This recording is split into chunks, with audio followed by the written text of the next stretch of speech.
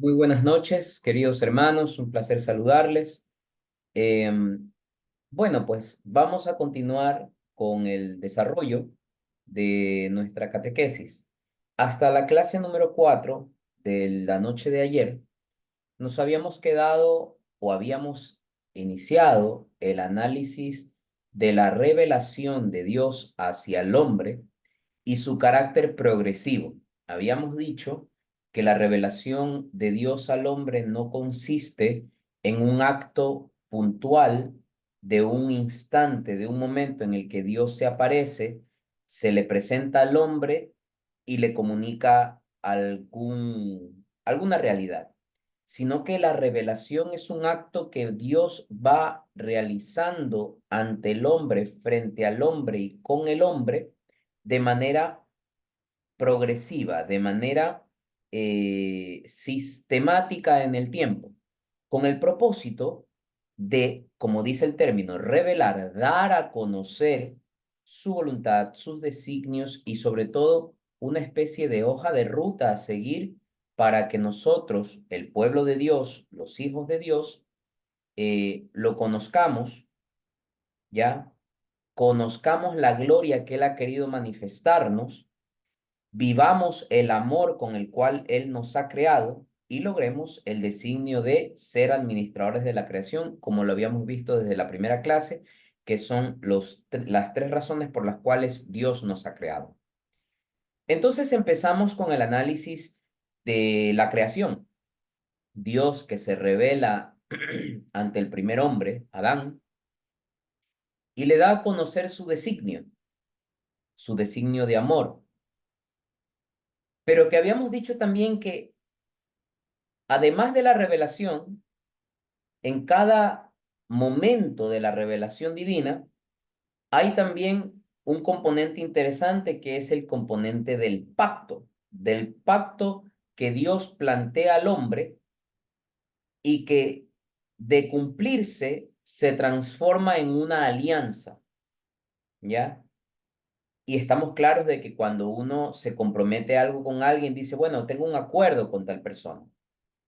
Ya cuando le das un poquito, una caracterización más fuerte, ya se convierte en un pacto. O sea, que mira, esto es un pacto de honor, esto es un pacto de caballeros, esto es un pacto de lo que sea. Entonces ya al darle la connotación de pacto, le da un carácter de seriedad y de obligatoriedad y de exigencia de cumplimiento. Ahora, al convertirse en una alianza es cuando este pacto ya está sellado, está cumplido. Y como tal, la alianza va a ser un término clave que ustedes y yo lo comprendamos, lo sepamos digerir, lo sepamos entender, porque más adelante vamos a hablar lo que les mencioné la noche de ayer. Les decía, acuérdense cuando ustedes están en la misa y el sacerdote dice, este es el cáliz de mi sangre, sangre de la alianza nueva y eterna.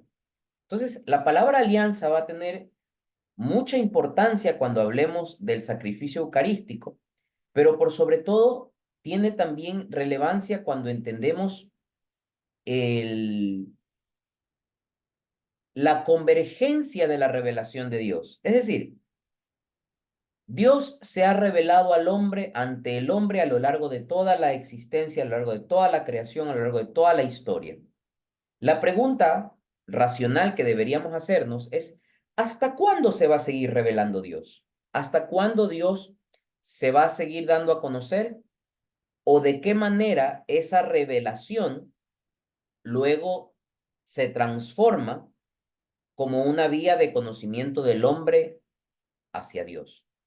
Como habíamos visto en el caso de la creación, Dios se comunicaba directamente con Adán. No se logró sellar el pacto, no hubo alianza. ¿Quién falló? El hombre.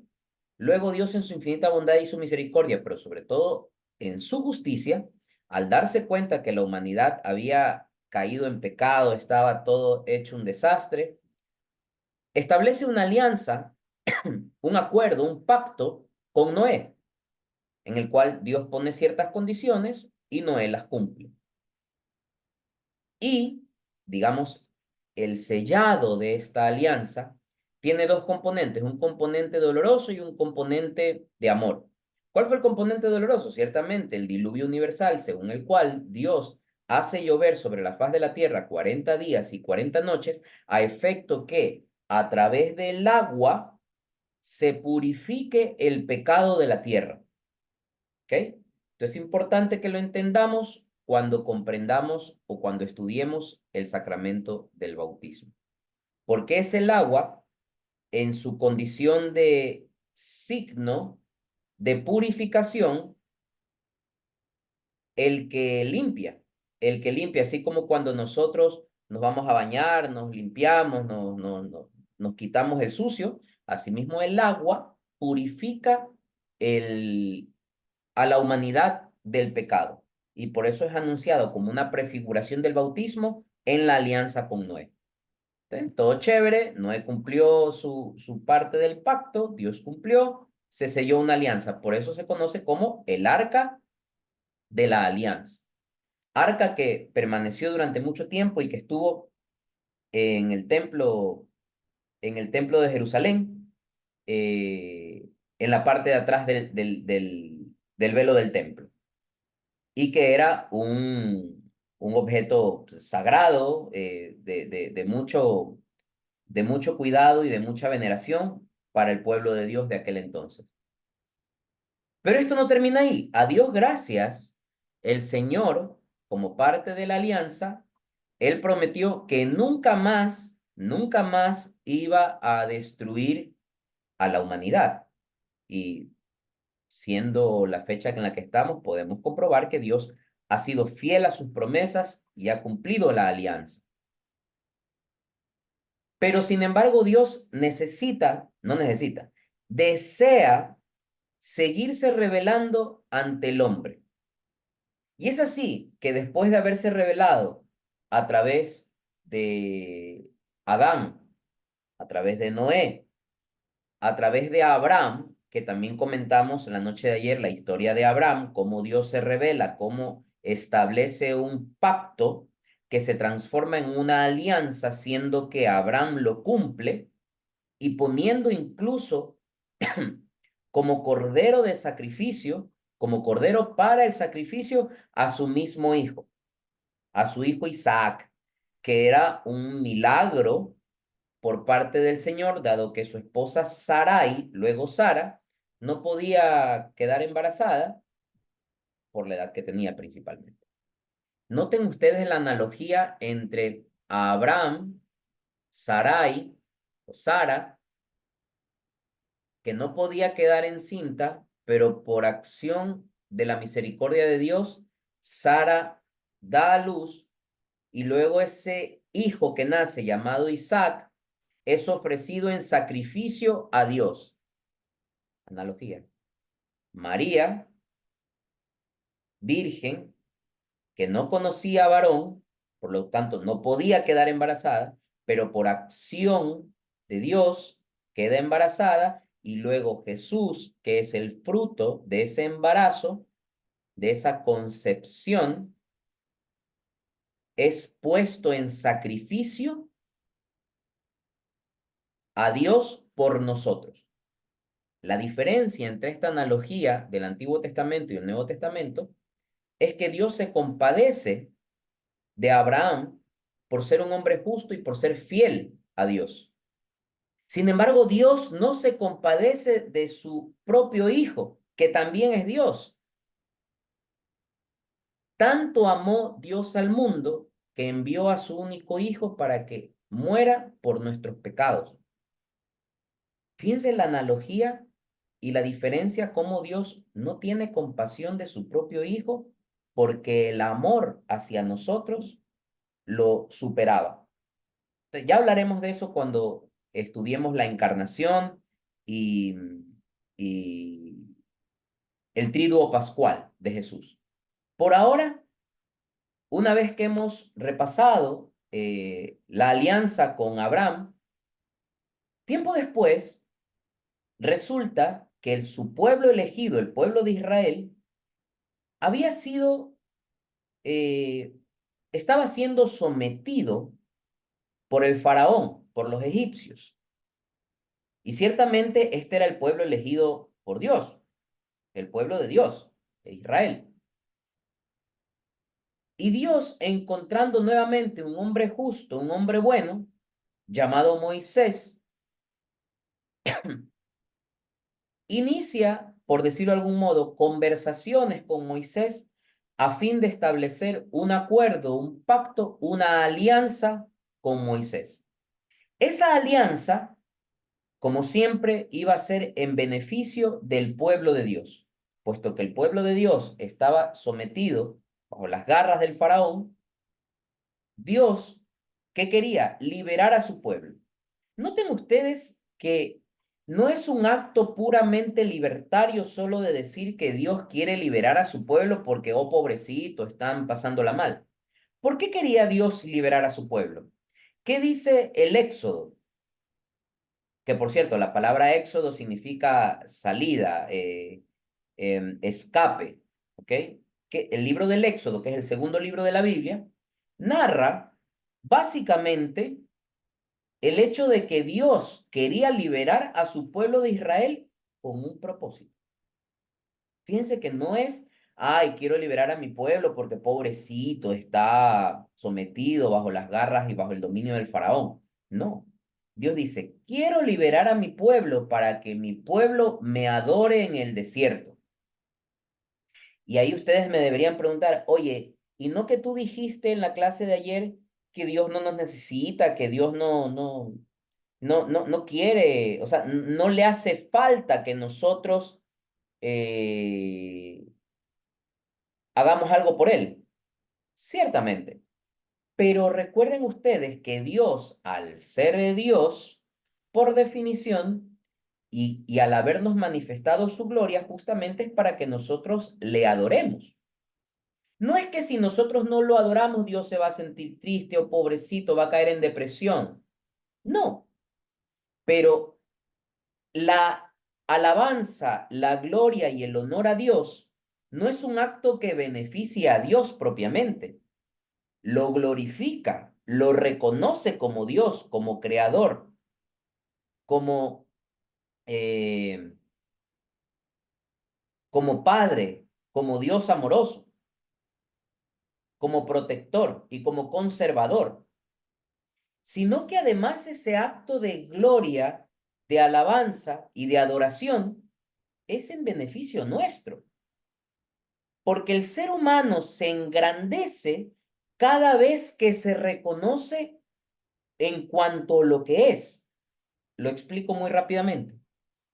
A nosotros se nos ha vendido en la sociedad que mientras más te creas, que mientras más chévere te creas, que mientras más vacante las des, mejor eres. Y al contrario, la humanidad del hombre crece tanto y en cuanto que uno se reconoce menor ante Dios, se reconoce pecador, se reconoce limitado, se reconoce en general humano.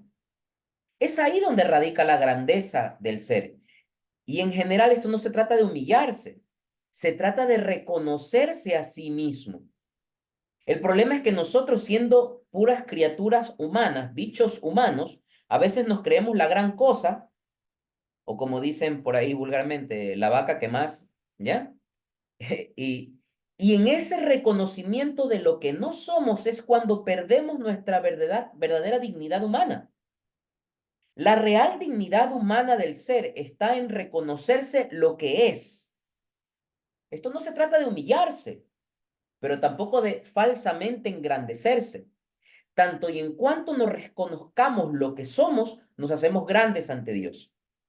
Del mismo modo, cuando reconocemos lo que Dios es, le damos el valor que Él merece y que tiene, y eso va en beneficio de nosotros, que nos reconocemos limitados ante Dios. ¿Se entiende? Entonces, Dios quería liberar a su pueblo para que su pueblo le adorase en el desierto. ¿Ok? Y fíjense lo necio, y aquí vamos a ver realmente la mayor expresión de la necedad, de la terquedad, de lo rudo que podemos llegar a ser los seres humanos. Dios elige a Moisés y también a Aarón para que Moisés y Aarón se presenten ante el faraón y le digan, oye, manda a decir el Señor que por favor liberes a su pueblo, al pueblo de Israel. Como primera demostración de que eran enviados de Dios, el Señor le había pedido para que Aarón lanzase su callado, como una vara, un palo, para que se convierta en serpiente delante del faraón. ¿Y qué hizo el necio, rudo, terco del faraón? Ah, mira, yo también tengo unos magos aquí, vengan, vengan, hagan el mismo truco, ¿ves? Lanzaron un palo ahí, se convirtió en serpiente, ya. Sorpréndeme. Entonces Moisés se retiró, volvió, oye Dios, mira, el faraón no para bola este man, o sea, ¿cómo hacemos? Y aquí empieza a ponerse de manifiesto, más que la misericordia de Dios, la justicia de Dios. Y por qué no decirlo, la ira de Dios. Dios empieza a anunciar una serie de plagas, 10 en particular, plagas que iban desde los mosquitos, la aparición de ranas, de que el río Nilo se iba a teñir de rojo y con esto se morían todas las especies acuáticas y los egipcios no podían tomar agua ni tampoco podían pescar, hasta em, plagas como la úlcera, que afectó a los egipcios y a los animales, hasta incluso llegar a la 10ª plaga, plagas como la langosta, hasta llegar hasta la última plaga, aquí donde hay una clave interesantísima que la vamos a entender después cuando hablemos de la Pascua. Porque en la Pascua del pueblo elegido por Dios, la Pascua del pueblo israelí, Dios da una orden específica y ante la necedad, porque cada vez venía Moisés a decir, oye, si no liberas al pueblo de Israel, se va a desatar la primera plaga. Y prácticamente el faraón siempre le vio la cara a Moisés. Le decía, ya, ya, ya, sí, sí, sí, sí, sí. Se daba media vuelta y se negaba y necio, terco, se rehusaba a hacer lo que le correspondía hacer en obediencia a Dios. Y cada vez pasó lo mismo. Moisés obraba, Moisés hablaba, el faraón se burlaba de Moisés, le decía, sí, sí, sí, ya. Y nuevamente venía la segunda plaga, la tercera plaga, la cuarta plaga, hasta cuando los mismos trabajadores del faraón le decían, oye, ya, ten compasión del pueblo egipcio, estamos sufriendo.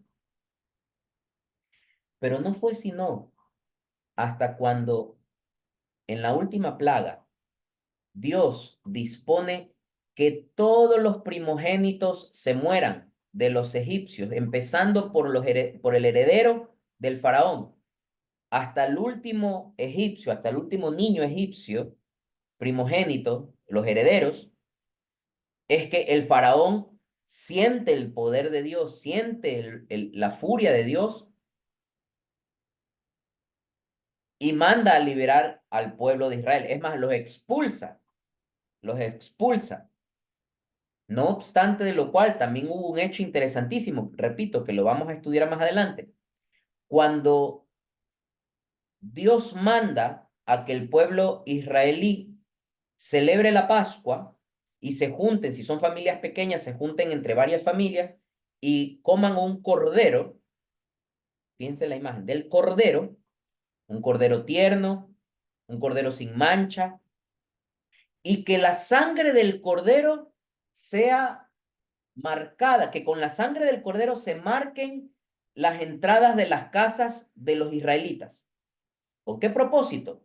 Para que cuando el ángel del Señor pasase por las casas, identifique cuál casa tiene la sangre del cordero en su portal, para que esa casa no se vea afectada por las plagas enviadas por Dios.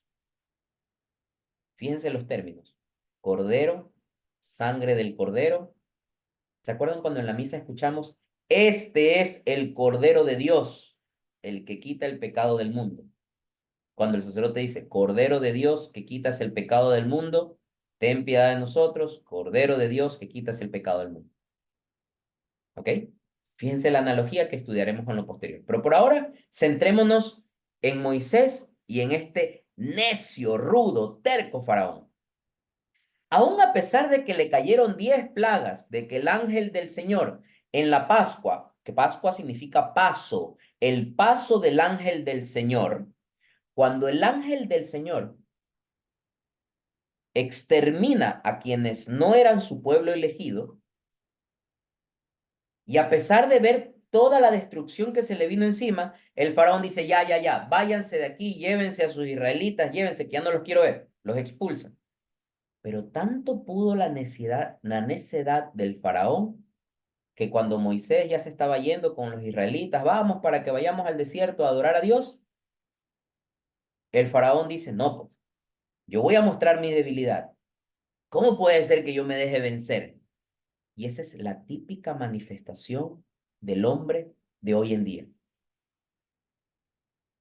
Dios nos manda señales. Dios nos dice, hey, es por aquí. No, necio, necio, necio, necio. Nos cae una, dos, tres, cuatro, cinco, 10 plagas y necios.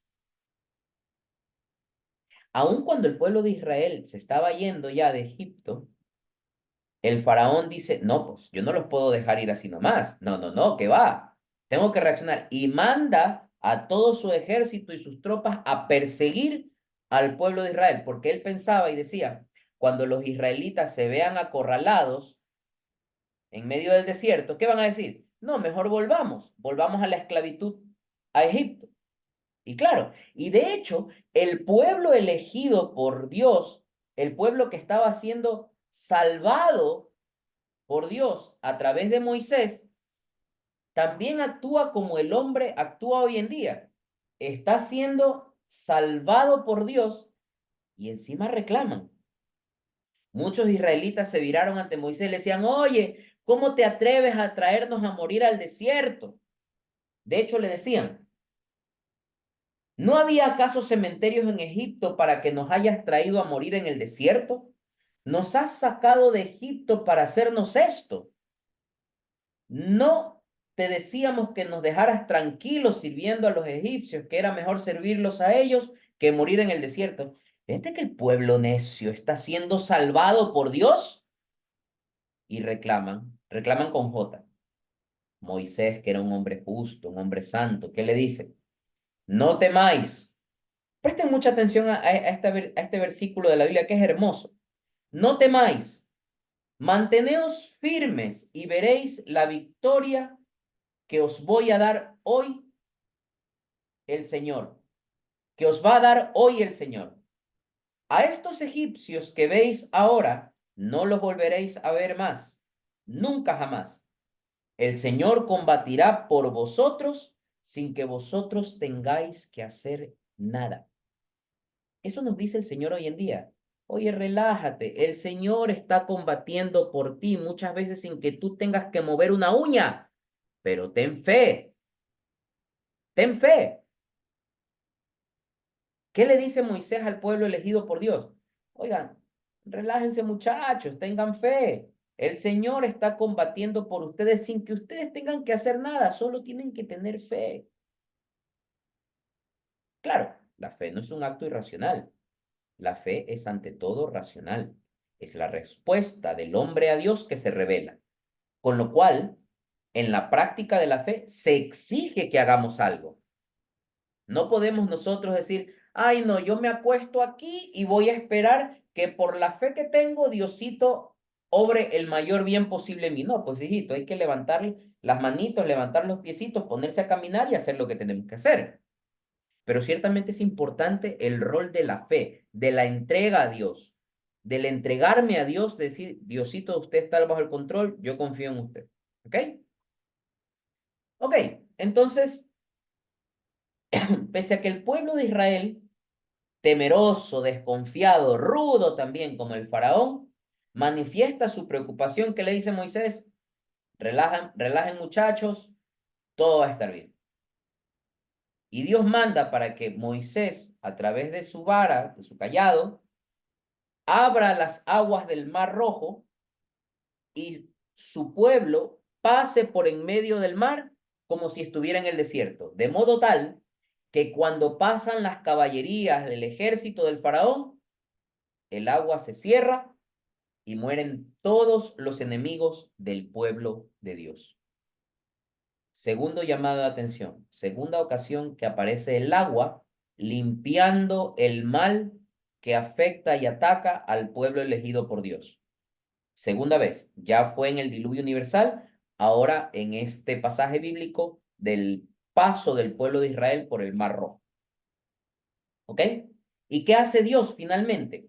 Liberar a su pueblo, limpiar el mal que en ese momento representaba las caballerizas y el ejército del faraón y liberar completamente a su pueblo de la esclavitud.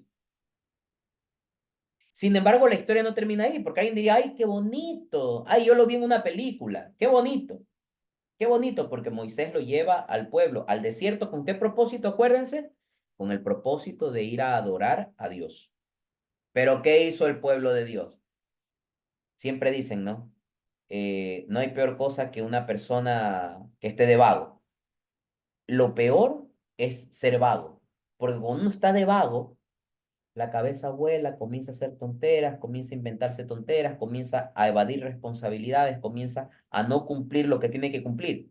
¿Qué hizo el pueblo de Israel? Porque me imagino como la película de Shrek, ¿no? Ya llegamos, ya llegamos, ya llegamos.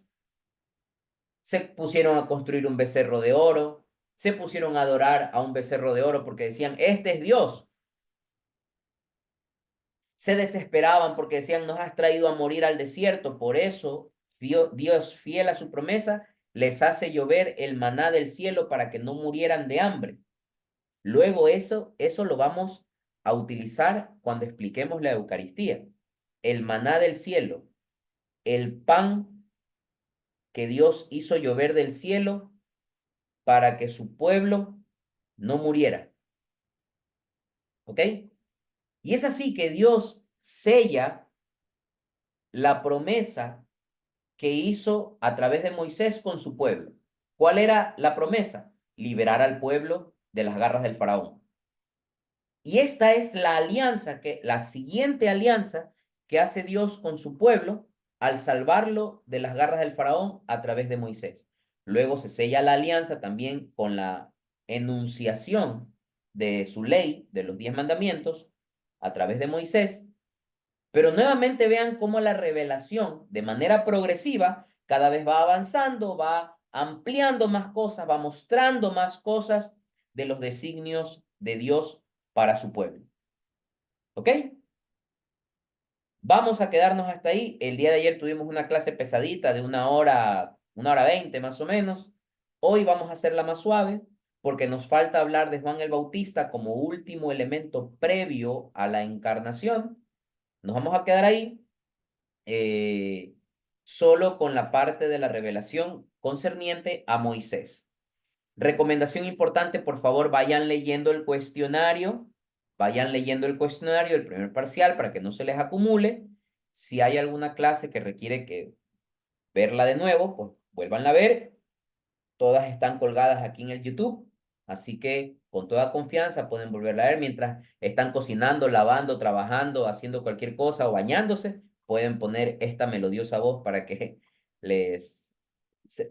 recuerden alguna cosa que no haya quedado clara en alguna de las clases anteriores. Recuerden, vamos por la clase quinta, sería esta, la clase quinta, y vamos avanzando. ¿Ok? Que el Señor los bendiga, cuídense mucho, que tengan una feliz noche, no estén saliendo por gusto, cuídense.